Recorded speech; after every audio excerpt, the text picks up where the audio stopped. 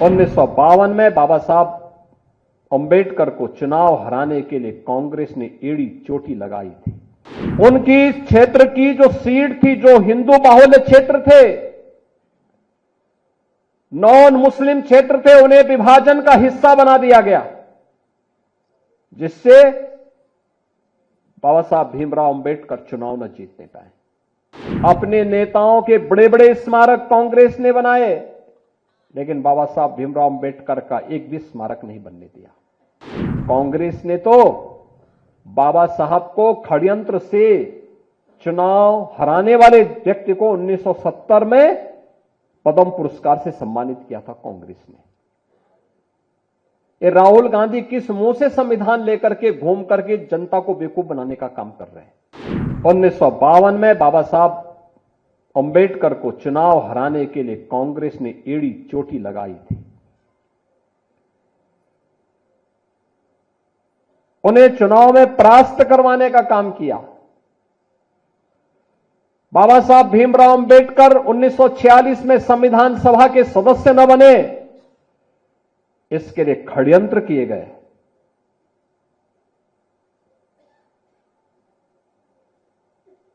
उनकी क्षेत्र की जो सीट थी, जो हिंदू बाहुल्य क्षेत्र थे,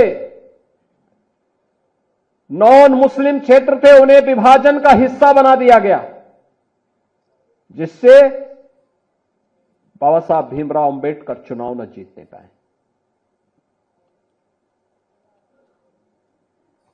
1954 में उपचुनाव में बाबा साहब भीमराव अंबेडकर ने फिर से मुंबई से चुनाव लड़ने की कोशिश की। कांग्रेस ने उनके सहायक को तोड़ दिया और उसी को बाबा साहब भीमराव अंबेडकर के खिलाफ लड़ाने का काम किया, उन्हें परास्त करने का काम किया।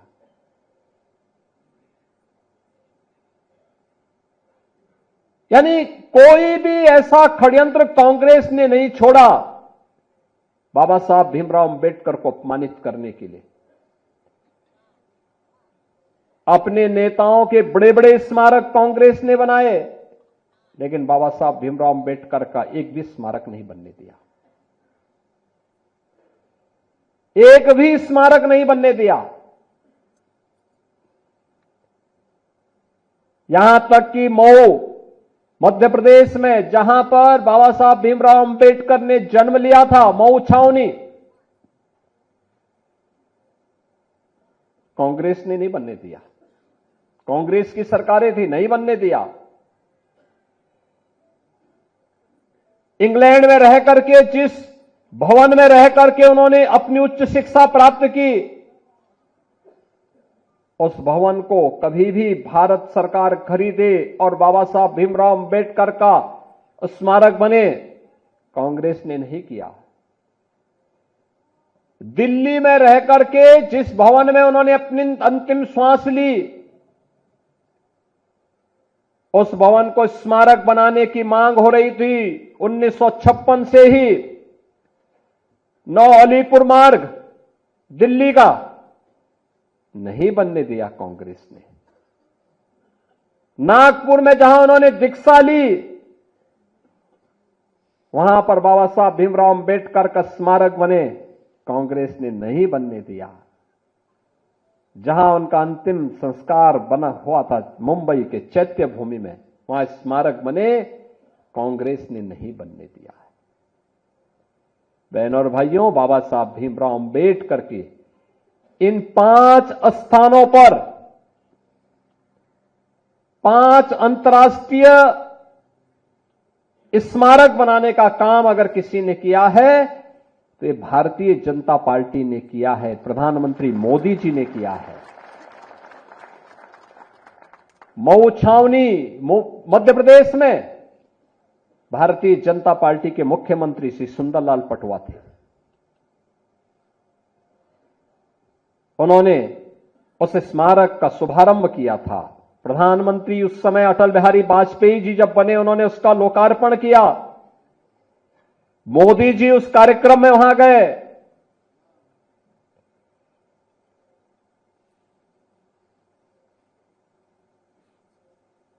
मुंबई में, इंग्लैंड में, जहां पर उच्च शिक्षा बाबा साहब ने अर्जित की थी, उस भवन को ब्रिटिश सरकार बेच रही थी। प्रधानमंत्री मोदी जी की प्रेरणा से महाराष्ट्र की भारतीय जनता पार्टी की सरकार ने उस भवन को खरीदा। बाबा साहब भीमराव अंबेडकर का वहां पर स्मारक बनाया और भारत से जाने वाले अनुसूचित जाति के बच्चों के लिए उच्च शिक्षा के लिए वहां पर एक केंद्र बनाया और स्कॉलरशिप की भी व्यवस्था इंग्लैंड में की है, बाबा साहब की स्मृति को बनाए रखने के लिए।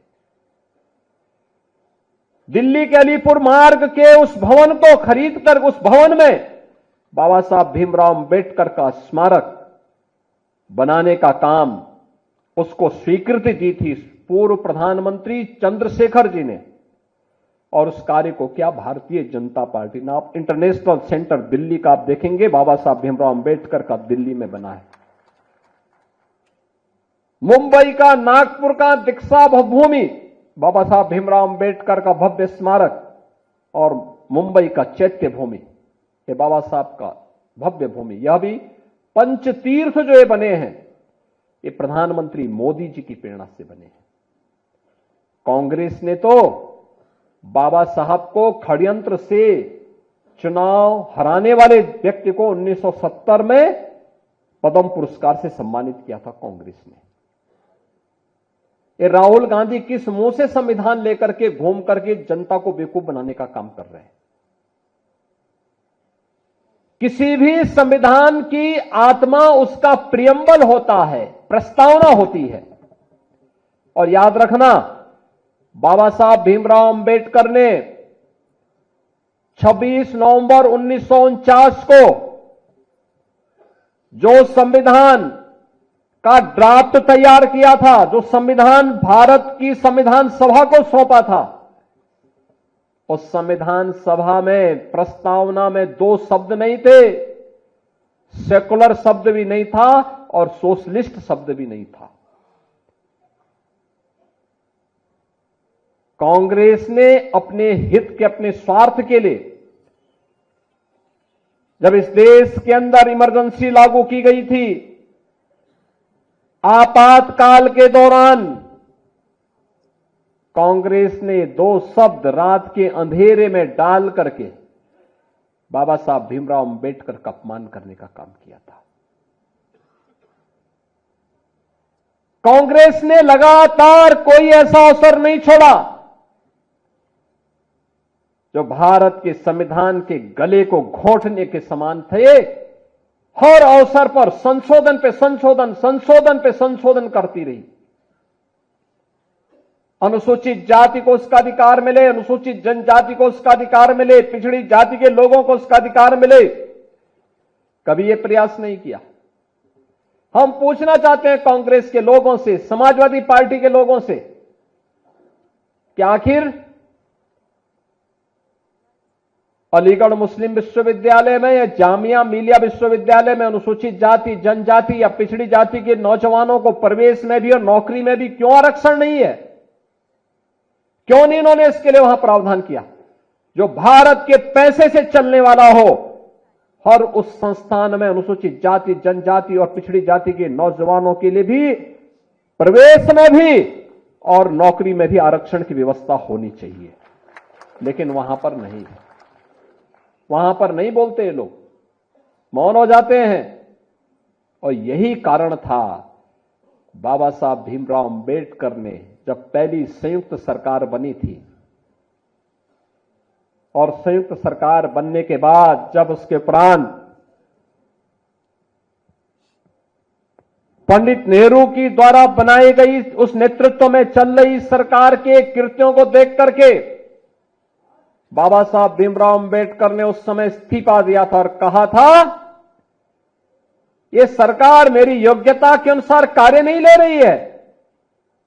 मैं पहला भारतीय हूं जिसने अर्थशास्त्र में पीएचडी की है, शोध किया है, भारत के निर्माण में योगदान देना चाहता हूं, लेकिन मेरी कोई उपयोगिता नहीं करते।